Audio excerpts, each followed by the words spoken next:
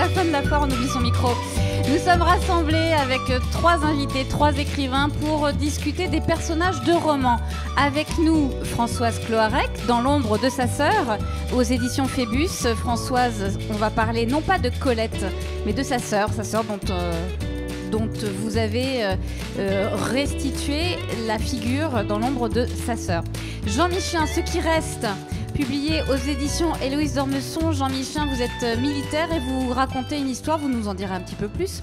Une histoire du réel, une histoire du terrain, évidemment sur le mode fictionnel, mais dans l'ombre de la Grande Muette.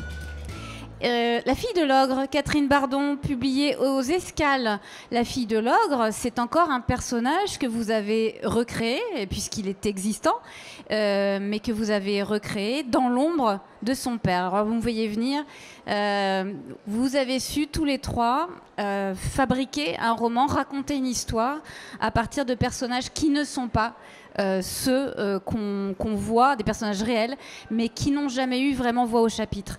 Catherine, puisque je vous regarde, on va commencer par vous. Qui est cette Flor de Oro? Je n'ai pas fait d'espagnol, je ne vous garantis pas l'accent. Bonjour. Flor de Oro. Flor, c'est la fille aînée d'un dictateur, du dictateur qui a régné sur la République dominicaine de 1930 à 1961. Donc c'est un enfant qui naît en 1915 dans une petite ville de la campagne dominicaine, dans une famille très modeste. Et son père est dévoré d'ambition. Son père va faire une école militaire, une école américaine, et il va prendre la tête de l'armée et prendre la tête du pays. Et elle va se retrouver finalement la fille du maître du pays. Et c'est toute sa trajectoire que raconte le livre. Vous auriez pu raconter l'histoire de ce Trujillo, oui, qui a un parcours extraordinaire, même si c'était un type, c'est l'ogre de votre histoire, mais il a commencé petit télégraphiste, c'était un homme prêt à tout, très très ambitieux. Il y avait là un personnage de roman. Pourquoi avez-vous choisi de parler de sa fille, moins évidente à cerner? Alors, d'abord parce qu'on en a déjà beaucoup parlé. Et Mario Vargas Llosa a fait un roman sur Trujillo qui est la fête au bouc. Donc j'allais pas me confronter à un prix Nobel de littérature, ça c'est un premier point. Et il existe beaucoup d'écrits sur Trujillo. Parce que bien qu'on ne le connaisse pas bien en Europe et pas bien en France notamment, c'est un personnage qui a beaucoup compté dans la politique latino-américaine de la première moitié du XXe siècle. Et puis la deuxième raison, c'est tout simplement parce que c'est une histoire de femme et que j'avais envie de raconter l'histoire de cette femme-là, et que ce qui m'intéressait, c'était de savoir comment un enfant pouvait se construire dans l'ombre d'un monstre. Quand on a un père monstrueux, comment est-ce qu'on arrive à vivre avec ça? Quand on est un monstre, un dictateur, un monstre pour un peuple, est-ce qu'on est forcément un monstre pour ses enfants, et de quelle manière l'a-t-il été? Alors, je ne serais pas capable de répondre pour tous les dictateurs. En tout cas, lui était un monstre, un tyran pour son peuple et un tyran domestique également. Donc, il a mené son peuple à la baguette, mais également sa famille, ses enfants. Et personne n'a résisté finalement à cette emprise qu'il avait sur chacun des citoyens de la République dominicaine et sur chacun des membres de sa famille, donc y compris sa fille. Sa fille a pourtant essayé de lui échapper, ne serait-ce qu'en allant vers d'autres hommes, puisqu'elle s'est mariée 9 fois. Oui, 9 mariages. C'est Barbe Bleue en jupon. Quelle a été son attitude à elle pour essayer d'échapper à son père? Elle a essayé, comme certains opposants politiques d'ailleurs, de quitter l'île. Elle a essayé de voyager. Elle a essayé de se mettre, à l'époque, pour une femme née en 1915, elle a essayé de se mettre sous la coupe via le mariage d'autres hommes, mais ils se sont tous révélés finalement être des jouets du dictateur, du chef, qui orchestrait la vie de tout un chacun, y compris à travers ses ambassades dans le monde entier, la vie des opposants politiques qu'il pouvait pourchasser en Europe, en Espagne, en France, aux États-Unis. Il a eu beaucoup d'actions sur des territoires étrangers, et donc elle n'a jamais réussi, malgré les kilomètres et les océans qu'elle a mis entre elle et lui, à lui échapper. Est-ce que vous diriez que Flore, bon, clairement, elle était aux mains de ce qu'on appelle aujourd'hui, parfois à tort, le patriarcat, mais là c'est complètement cette situation-là, c'est un archétype. Est-ce que vous diriez quel trait de caractère, comment est-ce que vous pourriez nous parler d'elle, nous dire qui elle était en fait, dans sa demande de liberté? C'était quelqu'un d'extrêmement vif, c'était quelqu'un d'intelligent, de vif, de cultivé, puisqu'elle a été éduquée en France. Elle n'était pas du tout représentative du statut de la femme de son époque dans ce pays-là, donc 1930, 1940, un pays extrêmement catholique, extrêmement cadenassé par le patriarcat justement, et elle était un petit peu à l'écart de cette figure de femme, et malgré tout, elle n'a pas réussi à échapper à l'ère de l'époque, et surtout à l'emprise de son père et à l'emprise également de son premier amour, qui restera l'homme qui a marqué sa vie. Par lequel vous êtes arrivé à cette histoire, hein, Porfirio Rubirosa, hein, qui était un joueur de polo, époux de Daniel Darieux, quelqu'un qui a été connu en France. Oui, enfin quelqu'un qui est connu internationalement, parce que ça a été, on dit que c'est lui qui a donné naissance au personnage de James Bond, c'est lui qui a inspiré Ian Fleming pour son personnage de James Bond. Donc il était à la fois extrêmement beau, extrêmement séduisant, mais également un espion, un homme de main, un diplomate. Voilà, il avait des facettes cachées, et c'est le prototype du playboy international, puisqu'on dit qu'il a eu plus de 1000 maîtresses, dont les plus belles femmes du monde, Eva Perón, Marilyn Monroe, etc., etc. Voilà. C'est quand même de belles ombres portées sur cette femme. Une ombre aussi, c'est l'ombre de Colette. Françoise Cloarec, vous allez nous parler de Juliette, qui est sur la couverture, une jeune fille à la physionomie énigmatique, en tout cas indéchiffrable, pas très avenante. Qui est-elle, Juliette? Elle n'est pas aussi éclatante, effectivement, que sa sœur. Et Juliette m'a beaucoup émue, justement, quand j'ai vu son portrait qui trône dans sa chambre de la maison de Colette à Saint-Sauveur. Et quand j'ai vu cette jeune femme comme ça, dans son cadre, tellement triste, tellement dans cette maison qui est censée être la maison du bonheur, et où il y a eu quand même beaucoup d'écrits de Colette qui racontent à quel point l'enfance était belle. Et puis aussi, en visitant la maison, j'étais avec un groupe et j'entendais « Oh là là, elle est moche, elle est... » Et j'ai dit « Mais c'est pas possible !» Parce que, bon, moi, je trouvais pas... En plus, quand j'ai trouvé d'autres photos, j'ai trouvé qu'elle était pas moche. Évidemment, c'est pas Colette avec ses cheveux. Juliette, elle a des cheveux difficiles, si on en croit Sido. Et elle est quand même assez ingrate. Mais je crois que c'est aussi ce qu'il y a à l'intérieur qui est ingrat. Enfin, parce que... Elle a une enfance difficile, puisqu'elle n'est pas la fille de l'ogre, mais elle est la fille du sauvage. Enfin, il y a une similitude là, où je pense que toute sa vie, Juliette, elle a porté son père sur son visage. Alors, son père n'est pas le père de Colette. Voilà, c'est une demi-sœur de Colette. Le père est le premier mari de Sido. Et Sido, elle a été quasiment vendue à cet homme par ses frères, parce qu'il fallait la marier, elle n'avait pas de dot. Elle est arrivée à Saint-Sauveur avec cet homme qui était un riche propriétaire. Il y a du bruit, hein, un riche propriétaire de Saint-Sauveur. Je pense qu'elle a accepté parce que les frères l'ont quand même pas obligée, mais je pense qu'elle a accepté parce qu'il était très riche et qu'il fallait bien que, à ce moment-là, pour les filles, il n'y avait pas beaucoup de façons de faire leur vie, sinon de se marier. Elle travaillait pas, elle n'avait pas de dot. Donc elle a épousé cet homme qui était quand même très laid, si j'en crois les descriptions. Ça ressemble beaucoup à La Belle et la Bête, sauf que ça se termine pas du tout pareil. C'est vrai, ça se termine pas du tout pareil. Mais c'est vrai que ça ressemble un peu. Donc voilà, Sido a épousé cet homme qu'on appelait le sauvage, et qui alors lui, pour le coup, semblait très laid. Et en plus, il était alcoolique, et sans doute sa structure psychique n'était pas des plus agréables. Donc je suis tombée sur un procès qu'on lui a fait pour l'interner en psychiatrie. Enfin, on disait pas psychiatrie, mais dans un asile pour gens comme lui. Et on voit, d'après les témoignages, qu'il avait quand même des pratiques désagréables avec les domestiques, avec les gens du village. Il n'a pas été interné et on s'est dit, bah, le mariage va peut-être le calmer. Et pas trop. C'est d'ailleurs mystérieux pour moi comment Sido a réussi à coucher avec lui et à faire un enfant qui est Juliette. Parce qu'il n'est pas attirant du tout, quoi. Je ne sais pas comment elle s'est débrouillée, Sido. Oui, parce que le deuxième enfant qu'elle a fait avec lui, elle l'a peut-être pas fait avec lui apparemment. Je suis sûre que non. Enfin, Ouais. il ressemble complètement au deuxième mari de Sido, qui est le capitaine Colette et qui est le père de Colette. Est-ce que c'est la romancière ou la psychanalyste qui a été ou la femme qui a été séduite par ce personnage?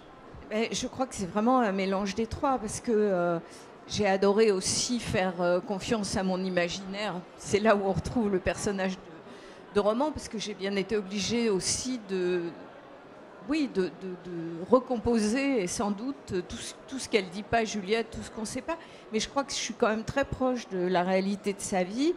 Et la psychanalyste, c'est parce que j'ai travaillé en psychiatrie publique pendant 40 ans et que j'ai rencontré beaucoup de femmes qui ressemblaient à Juliette, et que du coup, ça m'a attirée aussi quand je l'ai vue dans son cadre. J'ai dit, mais elle a besoin de moi pour sortir de ce truc-là, et qu'on la connaisse un peu, qu'on mette de la lumière sur cette vie qui ressemble à beaucoup d'autres vies, en fait. Et j'avais envie... je trouvais que ça avait un côté universel et très actuel, de parler des familles recomposées, de la place de chacun dans ces familles-là, et aussi de comment on vit, de ne pas être comme les autres, et comment on porte sur son visage, et à l'intérieur, évidemment, un drame pareil, quand même. Alors, vous êtes dans ce livre, vous dites je de temps en temps, c'est-à-dire que vous nous emmenez dans la construction de ce personnage. Oui. On a l'impression et quand on connaît... Discrètement, pas trop. Pas trop, mais vous avez écrit sur Séraphine. Oui. Le grand livre sur Séraphine, c'est vous. Il y a quelque chose de pictural dans votre manière de vous approcher et par touche, ouais, dans un clair-obscur, de faire surgir la lumière sur Juliette, pour le meilleur et aussi pour le pire. Mais je suis ravie que vous l'ayez repéré, parce que c'est ça que je voulais montrer, effectivement. Donc votre manière d'écrire, vous l'avez construite de quelle manière? Comment vous l'avez pensée? Comment je l'ai pensé? Déjà en allant beaucoup à Saint-Sauveur et en faisant un peu son trajet dans la maison, ce qui était assez facile vu qu'elle était la plupart du temps enfermée dans sa chambre, mais en essayant de la voir aussi avec le regard de sa sœur et de ses frères, parce qu'il y avait 2 frères, enfin il y avait 2 demi-frères, même si un semble être un frère entier. Et donc je suis allée toute seule à Saint-Sauveur très souvent. J'ai fait un peu le circuit et j'ai essayé de l'imaginer quand même, parce qu'il n'y a pas tellement de photos. Puis j'ai aussi lu tout ce qu'on a pu écrire sur elle, c'est-à-dire pas grand-chose. Colette, elle parle très très peu de sa sœur, en disant ma sœur aux longs cheveux, puis elle lui balance quelques piques dans le genre qu'elle a quand même un visage un peu mongolien, et enfin voilà, elle n'est pas toujours très tendre avec sa sœur. Donc j'ai essayé de faire avec tout ça, et avec aussi le souvenir que j'avais. Alors il faut que vous rapprochiez votre micro de votre menton. Bon, c'est pire. Qu'est-ce que je disais? Oui, j'ai fait aussi avec le souvenir des femmes que j'ai rencontrées dans mon petit bureau de Seine-Saint-Denis pendant des années, et qui n'étaient pas, évidemment, ça n'était pas la même histoire, mais je sentais bien qu'il y avait une structure psychique qui ressemblait beaucoup, quoi. Vous racontez vous racontez une femme qui n'a jamais rien dit, ouais, qui était pétrie de lecture. Ouais. Est-ce que vous avez l'impression, et c'est une question que je poserai à Jean Michelin, est-ce que vous avez l'impression qu'il y a des gens dont on arrivera... Bon, c'est intéressant. Dont on n'arrivera jamais à saisir l'intériorité, qui nous resteront indéchiffrables à jamais? Et je crois que c'est vrai pour tout le monde, non? Enfin, on ne peut jamais avoir accès vraiment. Déjà pour soi, on a aussi des zones aveugles. Mais alors pour quelqu'un d'extérieur, je crois qu'on n'arrive pas à savoir. Moi, j'ai un peu le sentiment d'avoir approché Juliette, mais en tout cas pas de la connaître à fond. Mais j'ai quand même le sentiment d'avoir compris quelque chose jusqu'à sa fin qui est dramatique. Mais j'ai eu l'impression comme ça de cheminer avec elle et de comprendre pourquoi elle était si mal. Enfin, c'est ce que j'ai essayé d'expliquer en tout cas. Vous l'avez prise dans vos bras. Oui. Oui. Alors Jean-Michel n'a pris personne dans ses bras. Enfin, c'est pas dans le livre en tout cas. C'est pas. Jean-Michel, Ce qui reste, publié aux éditions Héloïse d'Ormesson. Vous avez écrit un récit il y a 5 ans, donc Les Jonquilles, et c'est votre premier roman. Vous êtes militaire, lieutenant-colonel, c'est ça? Dans l'armée de terre? Oui. C'est une histoire qui se passe dans un cadre que vous connaissez? Oui, c'est... alors, pour revenir à la jeunesse de ce livre, après avoir fait un récit où je racontais l'expérience du commandement d'une compagnie en Afghanistan il y a 10 ans, quand j'étais capitaine, le récit s'arrêtait je dis souvent que le récit s'arrête à la descente de l'avion, mais que le retour, comment est-ce qu'on rentre chez soi, c'est toute une histoire. Et le choix du roman permettait de sortir du cadre très intime de mon propre retour, parce que d'abord j'avais pas spécialement envie de mettre ma famille là-dedans, qui ne m'avait rien demandé, et parce que ça permettait de toucher plus de thématiques. Alors vous le soulignez, le roman se passe dans une époque contemporaine. La ville de garnison qui est dans le nord-est de la France, dans laquelle sont stationnés les soldats de mon histoire et leurs familles, n'est volontairement pas mentionnée. Comme ça permet de la placer un peu où on veut. Et le théâtre d'opération sur lequel dont sont rentrés les soldats n'est volontairement pas mentionné non plus, parce que ça pourrait être n'importe où. Et en fait, cette histoire, elle est partie des personnages. C'est-à-dire qu'avant même de savoir pourquoi est-ce que tout ça allait se passer comme ça s'est passé dans le livre, j'avais déjà en tête les quatre soldats qui sont les personnages principaux du livre et leurs épouses. Alors vous ne racontez pas le terrain, vous racontez l'en dehors du terrain, c'est-à-dire ce qu'est un militaire quand il n'est pas militaire, quand il est citoyen en France. Oui, c'est ça. Alors il y a forcément, pour les besoins de l'intrigue, quelques retours sur ce qui s'est joué sur l'opération, mais ce qui est intéressant en fait, ce sont les intervalles. C'est quand un soldat enlève son treillis, quand il rentre chez lui, quel homme il est, quel mari il est, quel père il est, comment est-ce qu'il réapprend à vivre dans un pays en paix, comment est-ce qu'il retrouve une place ou pas, qu'est-ce qu'il a laissé de lui à l'endroit où il a servi, où il s'est battu, et qu'est-ce qu'il a ramené, et qu'est-ce qu'il a ramené avec lui. Oui, parce que quand vous dites qu'il y a effectivement des scènes, des passages qui sont consacrés aux opérations, c'est parce qu'au fond, vos personnages n'en sortent pas. Peut-être qu'il y a aussi le point de départ du livre, c'est qu'à quelques jours d'un départ, l'un des leurs a disparu, Lucien. C'est ça. Alors Lulu, c'était dès le début celui que je voulais le plus solide. Le vieux soldat fidèle qui est en compagnie de combat depuis 20 ans, qui a fait des départs plus nombreux, trop nombreux pour les compter, qui a jamais transigé, qui a jamais renoncé, qui a jamais dit il est temps pour moi d'arrêter, de faire autre chose, d'aller dans un bureau, de quitter l'armée, et je trouvais que en point de départ de cette histoire, que ce soit lui qui choisisse de fuir, parce qu'il s'agit bien d'une fuite, c'était intéressant.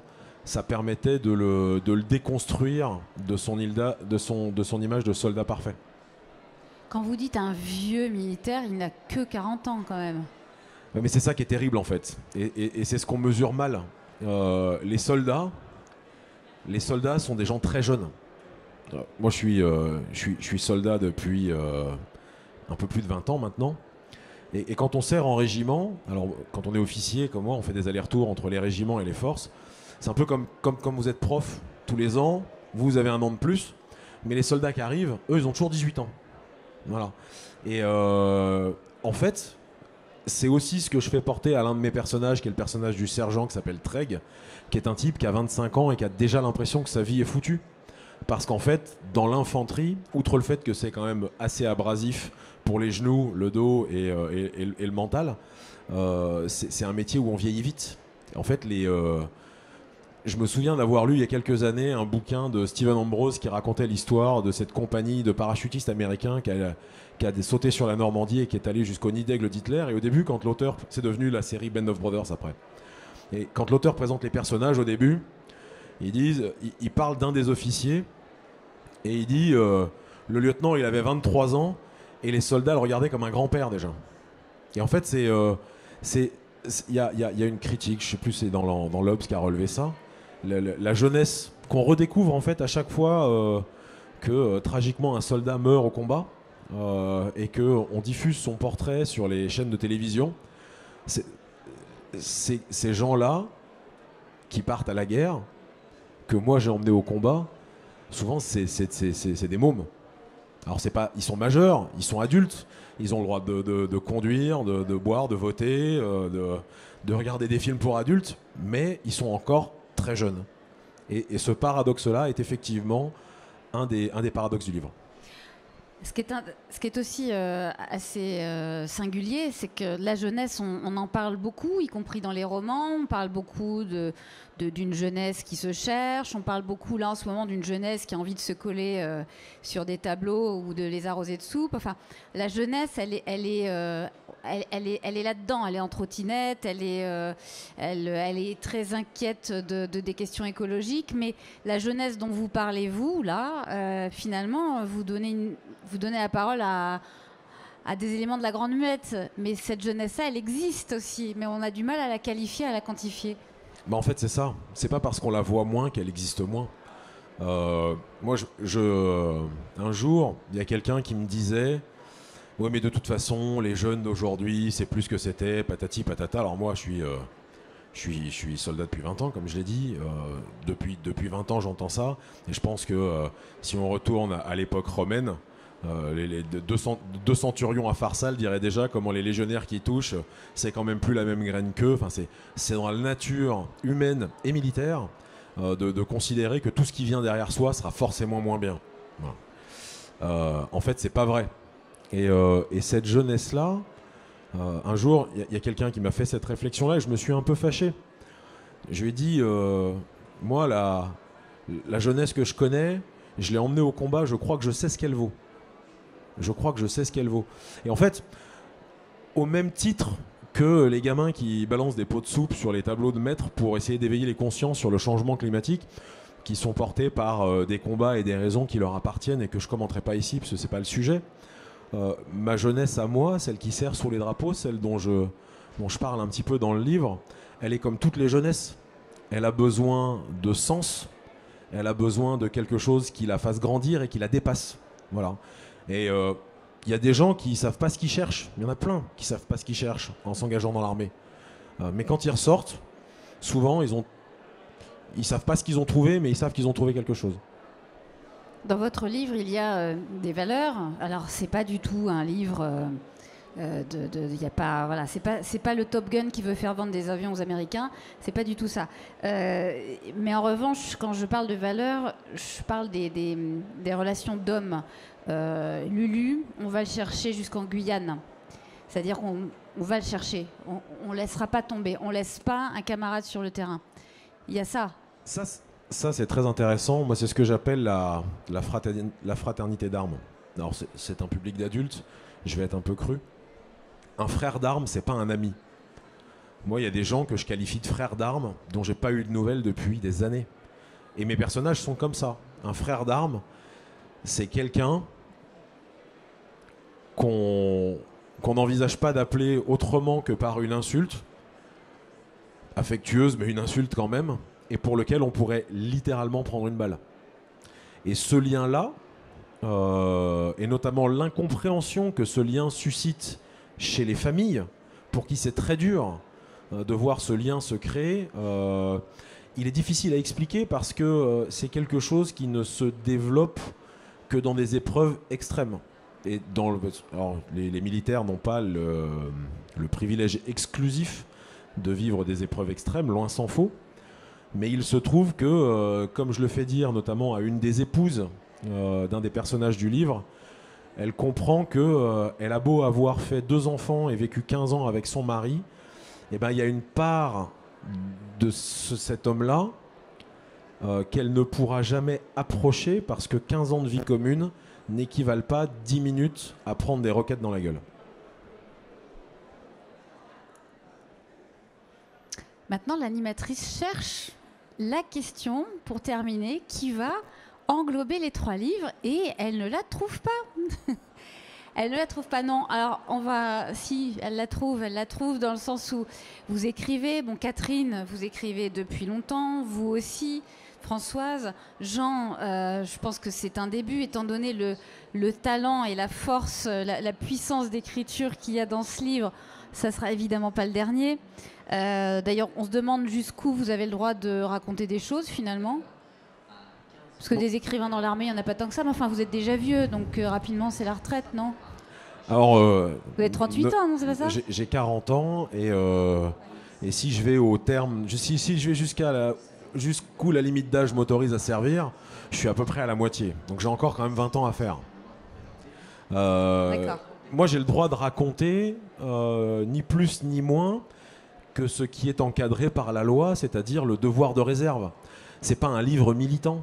Je porte pas de bannière pour ou contre telle situation. Je commande pas d'ailleurs, même les faits de société qui sont mentionnés dans le livre sont pas abordés sous le prisme militant. Les révélations, oui, il n'y a pas de révélation. Voilà, il y a pas de, moi j'ai pas de message à porter. J'essaie juste de décrire des choses qui existent parce qu'elles existent dans la société française, et l'armée, c'est l'émanation de la société française. Avec des tenues camouflées et les cheveux un peu plus courts, mais globalement, les gens qui servent sous l'uniforme, la poignée de parachutistes qui est à l'extérieur de l'espace Georges Brassens et qui sécurise la foire du livre cette année, quand ils enlèvent leur treillis, ce sont vos voisins, ce sont vos neveux, ce sont les gens qui sont assis à la table à côté de la vôtre au restaurant. Ce sont les gens qui sont à côté de vous dans le train. En un peu plus musclé quand même. Non, il y a des gens très musclés dans le civil aussi. Oui, et chez les pompiers, effectivement, vous avez raison. Est-ce qu'au fond, mettre la lumière, ce que fait Jean, mais ce que vous faites, vous aussi, et on l'a vu, donc poser la lumière sur ce qui, a priori, était consigné dans l'ombre de l'histoire, Catherine et Françoise, est-ce qu'au fond, ce travail de révélation de personnages, de recréation, en l'occurrence à partir du réel pour ce qui vous concerne, est-ce que c'est pas aussi le travail du romancier et pas du romancier historique, hein, parce que vous faites vraiment un travail de romancier, à moins que vous estimiez que vous faites un travail de roman historique? Parce que Catherine saura mieux répondre que moi. Catherine, elle écrit des romans historiques. C'est une vraie romancière. Ouais. Ce que j'admire énormément. Moi, j'ai commencé son livre, je ne peux plus le quitter. Donc, il y a vraiment un travail... Françoise, gardez votre micro. Oui, pardon. Donc, je pense que vous pouvez répondre mieux que moi. Ça, mais je répondrai après aussi. Oui, non, c'est pas un travail de roman historique, mais je pense que le décor historique, les repères historiques permettent de mieux comprendre les personnages et permettent d'ancrer les personnages dans le réel de l'époque. Donc, en tout cas, en ce qui me concerne, pour ce personnage-là qui a existé à une période qui est finalement assez proche, mais une période qu'on connaît mal dans son contexte culturel, religieux, politique, géopolitique. C'était important effectivement de l'ancrer dans ce décor réel qui nécessite donc des recherches de type historique ou journalistique, de même que les recherches sur le personnage pour le faire exister dans sa vérité, autant que faire se peut, puisque c'est un personnage réel comme celui de Juliette. Avec un vrai point commun, la petite goutte de sang. avec un point commun. Oui, ce sont deux filles de monstres, finalement. C'est la fille du sauvage, moi c'est la fille de l'ogre des Caraïbes. Avec du sang haïtien, c'est comme ça que l'appelait la presse américaine, oui, avec une tare originelle, c'est l'héritage de la goutte de sang haïtien de son père, et héritage qu'elle portera sur son visage, sur son corps toute sa vie, puisque en elle, le métissage se révèle avec l'âge, métissage que son père, cet abominable chef, a toujours essayé de cacher. Et Sido, donc Colette et aussi Juliette, il y a aussi une goutte de sang noir du côté du grand-père maternel. Donc il y a aussi quelque chose là qu'on ne connaît pas bien, mais qui existe. Moi, ce que j'avais envie de dire, c'est que je suis extrêmement contente quand je peux aller un peu plus loin que les recherches que j'ai faites, les documents que j'ai explorés. Et c'est génial d'avoir une éditrice qui vous dise, allez, je t'autorise, vas-y, vas-y, raconte un peu plus et fais-toi confiance, fais confiance à ton imaginaire. Moi, j'adore ça, mais j'ai besoin qu'on me donne la permission quand même. Françoise, vous pouvez absolument tout vous permettre. Merci. Et y compris Merci. Pour tous les prochains qui vont suivre. Ça va venir. Et qu'on espère. Merci. Merci Françoise Cloarec. Dans l'ombre de sa sœur, le dernier secret de Colette, publié aux éditions Phébus. Jean Michelin, Ceux qui restent, aux éditions Héloïse d'Ormesson, avec très belle couve également, avec un regard très, très intense et très éloquent. La fille de l'ogre, Catherine Bardon, là aussi un sourire absolument éclatant pour une vérité peut-être beaucoup plus contrastée, on va dire, publiée aux Escales. Merci à tous les trois, merci de nous avoir parlé de vos personnages. Merci à tous pour votre attention.